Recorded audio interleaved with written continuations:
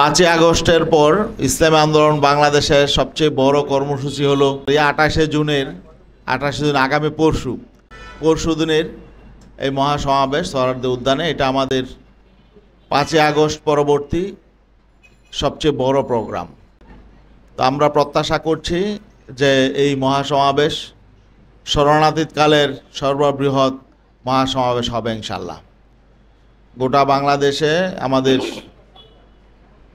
জনশক্তির মধ্যে, আমাদের নেতাকর্মীদের মধ্যে উচ্ছ্বাস তৈরি হয়েছে, ব্যাপক প্রস্তুতি চলছে। আমরা আশা করছি গোটা বাংলাদেশ থেকে আমাদের নেতাকর্মীগণ এবং শুধু ইসলামী আন্দোলনের নেতাকর্মী নয়, বরং ইসলাম প্রেমিক, দেশপ্রেমিক জনগণ আগামী পরশু দিনের শনিবারের এই মহাসমাবেশে শরিক হবে, এটা আমরা প্রত্যাশা করি। আলহামদুলিল্লাহ, আমরা এখানে বিগত দিনে এই সোহরাওয়ার্দী উদ্যানে আমরা অনেক সমাবেশ করেছি, কিন্তু এবারই প্রথম নির্বিঘ্নে আমরা মুক্ত পরিবেশে আমরা সমাবেশ করতে পারছি। বিগত 15 বছর আমরা আসলে এভাবে নির্বিঘ্নে কোনো সমাবেশ ঢাকায় করতে পারি নাই। এই জন্য আমরা আল্লাহর কাছে শুকরিয়া জ্ঞাপন করি। আমরা প্রশাসনেরও সার্বিক সহযোগিতা কামনা করি। অতীতেও তারা আমাদের সহযোগিতা করেছেন।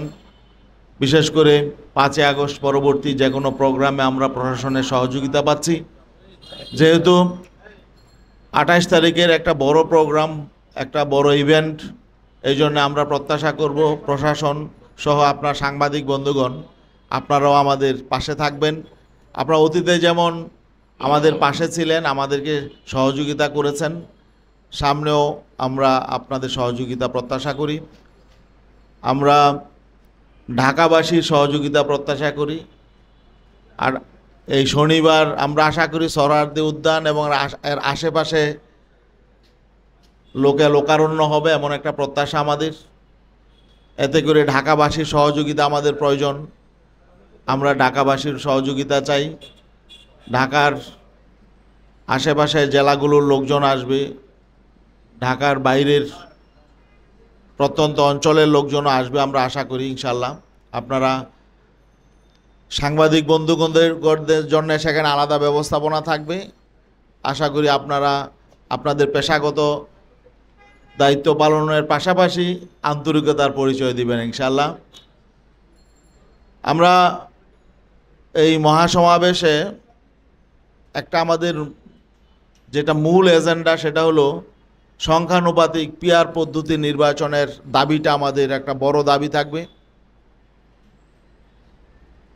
এই দাবির পক্ষে যেসব রাজনৈতিক দল আছে আমরা চেষ্টা করেছি সবাইকে দাওয়াত করার।